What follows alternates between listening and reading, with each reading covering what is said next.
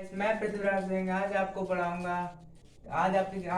पढ़ाऊंगा कि how to do electric configuration n plus three n minus के plus ये प्लस टू, यानी कि इनका इलेक्ट्रॉन विन्यास है वो कैसे किया जाता है। मैंने इससे पहले आपके लिए आयनिक बॉन्ड और किस पर कैसे प्लस माइनस चार्ज आता है, इसीलिए मैंने इससे पहले की जो क्लास है उसमें मैंने आपको पढ़ा दिया है। जैसे जो बंदे मैं आपको पढ़ा चुका हूँ, तो आज की क्लास में जो आयन इनके ऊपर चार्ज आते हैं, इन तत्वों का इलेक्ट्रॉन विन्यास हम कैसे करें। तो आइए आज की क्लास को स्टार्ट करते हैं। Let's start. सो हम आज की क्लास स्टार्ट करते हैं। तो हमारा जो आज का फर्स्ट एग्जाम्पल है वो हमारा एन ए। तो एन ए हमारा होता है 11। आपको सभी पता है एन ए का जो पूर्ण क्रमांक होता है वो होता है 11। और जब हम इसका सिंपल जो हम करते हैं तो इसका तो 1s2, जब हम इसका सिंपल करेंगे तो हमारा जो आएगा वो आएगा हमारा 1s2, 2s2, 2p6 और 3s1, यानी 2s2, 2p6, 3s1, यानी कि जो सादा यानी कि जो Na11 बिना विदाउट चार्ज यानी कि बिना आवेश को हमारा Na का जो इलेक्ट्रॉन विन्यास होता है वो 1s2, 2s2, 2p6, 3s1, यानी जो यहाँ पर जो है वो अभाव का नियम लागू होता है। यहाँ पर जो मैंने आपको लिए बता दिया है कैसे इलेक्ट्रॉन जो किससे प्रवेश करता है। फिर हम जो तो आपको पता है जो विदाउट चार्ज जो सोडियम का जो इलेक्ट्रॉन विन्यास होता है वो ऐसा होता है 1s2, 2s2, 2p6, 3s1 होता है। ये आपके लिए पता है। तो अब आपके लिए जो आपको पता है कि जो सोडियम एक इलेक्ट्रॉन दान करता है, क्योंकि वास्तविक कक्षा में एक इलेक्ट्रॉन होता है, जब ये इलेक्ट्रॉन दान करता है तो इस पर जो हमारा चार्ज है वो हमारा चार्ज है वो उस पर आता है हमारा प्लस। तो हमारा जो इस पर चार्ज आता है प्लस। अब यहाँ पर जो Na प्लस है इसका इलेक्ट्रॉन विन्यास कैसे होगा, ये थोड़ी बात है यहाँ पर। आज की क्लास इसी के ऊपर तत्वों में आवेश आते हैं उनका हम इलेक्ट्रॉन विन्यास कैसे करते हैं। तो आप सपोज कीजिए कि आपके पास जो है 11 रुपए है। आप सपोज कीजिए कि आपके पास जो है 11 रुपए है और जो दूसरा है उसके पास है 10 रुपए।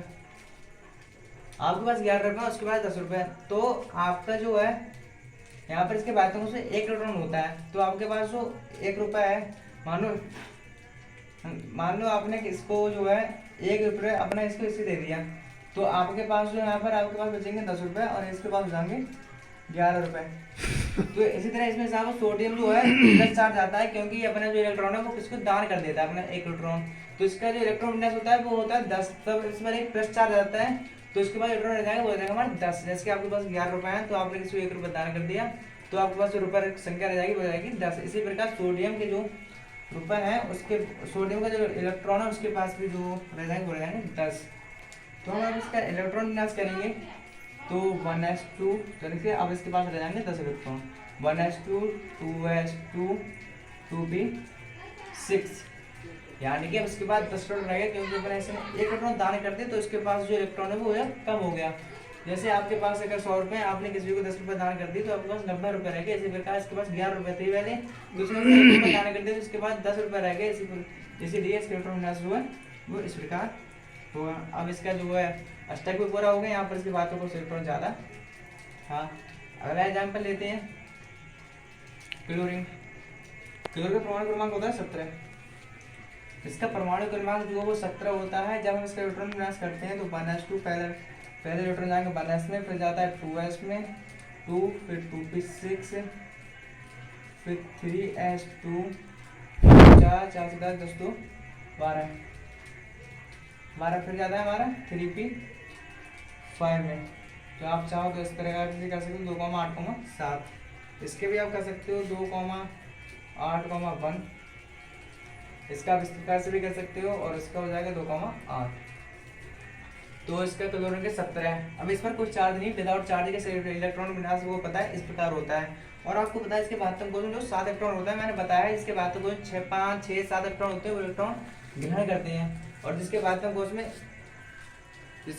कोष में 1, 2, 3, 4 इलेक्ट्रॉन होते हैं वो उसमें इलेक्ट्रॉन दान करता है। तो सोडियम के पास जो 11 थे इसके बाद में 1 इलेक्ट्रॉन था, इसने मान लो क्लोरीन के इलेक्ट्रॉन दान कर दिया तो इसके पास 7 थे। तो क्लोरीन पर जो इलेक्ट्रॉन ग्रहण करता है तो आपको पता है माइनस चार्ज आता है। जिसमें माइनस चार्ज आता है वो आपको पता है। जब इसने इलेक्ट्रॉन ग्रहण किया इसके पास 17 थे। जैसे आपके पास है 17 रुपए, आपके पास 17 है, किसी के पास 18 रुपए है, तो उस 18 रुपए वाले ने आपको जो 1 रुपये देगा तो आपके पास जो आपको 18 रुपये वाले 1 रुपये देगा तो आपके पास 17 थे तो आपके पास 18 रुपये हो जाएंगे। इसी प्रकार सोडियम ने अपना जो इसके बाद 1 रुपये जो एक्स्ट्रा था उसने क्लोरीन को दे दिया, क्लोरीन को दिया तो इसके पास जो इलेक्ट्रॉन की संख्या हो गई वो हो गई 18, यानी क्लोरीन माइनस जो संख्या थी इसकी होगी अब 18। तो 18 का हम इलेक्ट्रॉन विन्यास करते हैं, तो जब हम 18 के इलेक्ट्रॉन विन्यास करेंगे तो 1s2 2s2 2p6 3s2 3p6, तो 2 4 6 12 18, इसका हो जाएगा 2,8,8। आप देख सकते हैं कि इसका अष्टक जो है वो पूरा हो चुका है, इसके बाद इलेक्ट्रॉन हो चुके हैं। यहाँ पर इसके अष्टक के पूरा करने के 1 इलेक्ट्रॉन जरूरत थी। अब जो क्लोरीन माइनस होता है वो मैंने 1 इलेक्ट्रॉन जो सोडियम से ग्रहण कर लिया, तो इसका इलेक्ट्रॉन पूरा हो गया, क्यों इसका अष्टक जो है पूरा हो गया। तो Cl माइनस इसलिए क्योंकि जो जितने इलेक्ट्रॉन ग्रहण करता है, जो मान लो कोई अगर हमारे तत्व 2 इलेक्ट्रॉन ग्रहण करेगा और उसका परमाणु क्रमांक है, उसका परमाणु क्रमांक आप कुछ भी ले सकते हो है, तो वह उसके 2 इलेक्ट्रॉन जो है वृद्धि हो जाती है। तो मैं इसी प्रकार अगला एग्जाम्पल लेता हूँ, सिर्फ नंबर 3 एग्जाम्पल हमारे कैल्शियम। तो आपको पता है कैल्शियम का जो इलेक्ट्रॉनिक विन्यास होता है, कैल्शियम का परमाणु क्रमांक होता है वो होता है हमारा 20। तो इसका जो सादा इलेक्ट्रॉन विन्यास होता है वो होता है 1s2 2s2 2p6 3s2 3p6 4s 2 2 4 6 10 2 12 6 18 2 20, और इसका बोर इलेक्ट्रॉन विन्यास होता है 2,8,8,2 2 8 10 18 20।